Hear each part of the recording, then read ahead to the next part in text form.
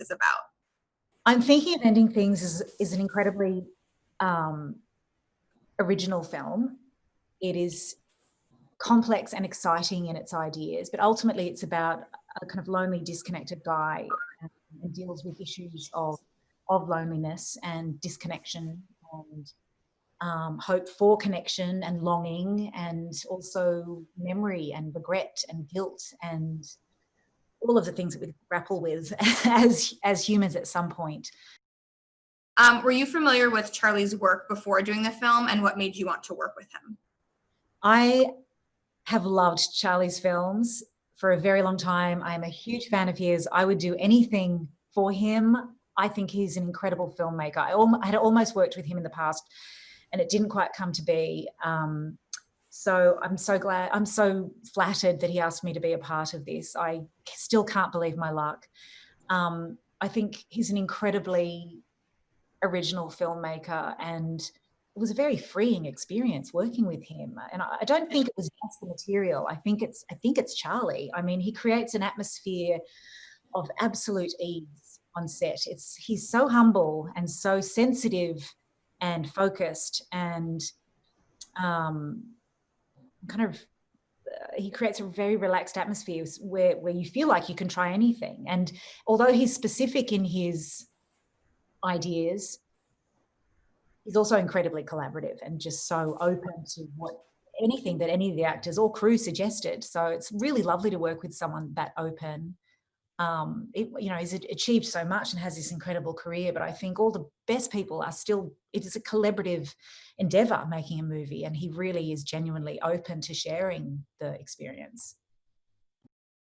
What do you think is going on with your character psychologically when she's talking to her son? Look, my character is really trying to welcome my son's new girlfriend into our home. I love working with anything that's contradictory. I think it just makes it much more interesting and fun as an actor. And so you can tell how much she adores her son to the point of smothering him.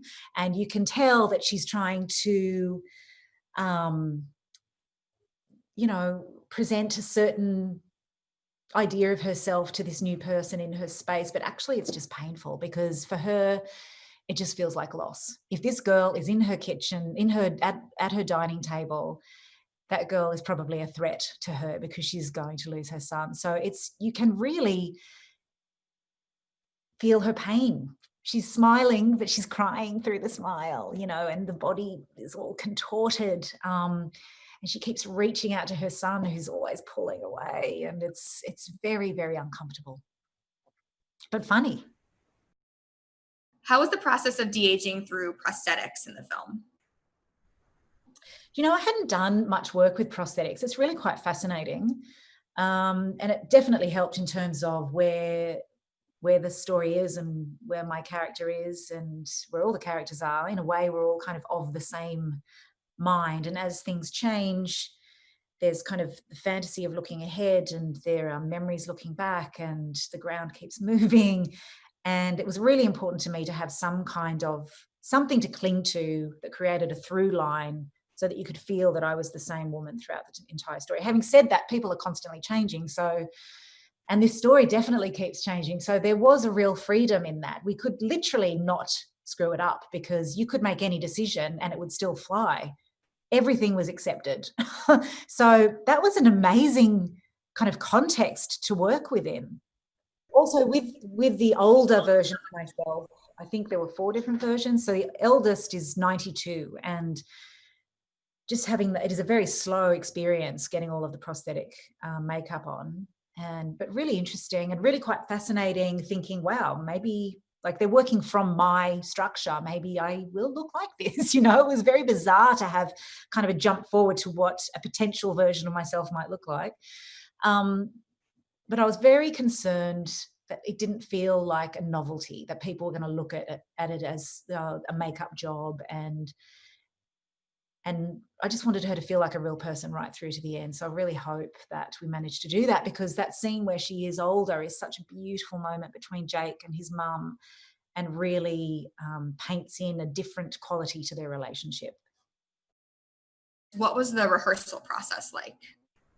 The rehearsal process was incredibly short, virtually non-existent.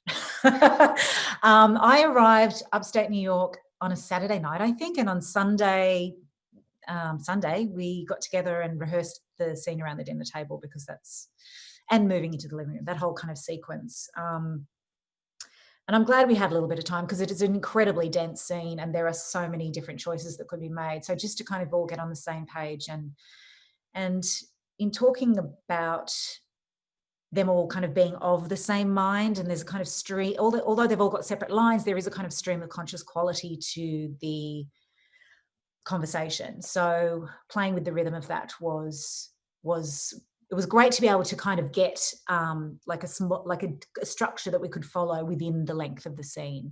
It made shooting it. It was good to not have to think about that and allow other things to come up. I think that's the most exciting thing, when there's kind of a safe understanding of what's happening, and then on the day it takes on its own energy, and it just becomes. That's always really exciting, when something comes up that no one was ever planning. So that happened quite a bit on this, because it was encouraged.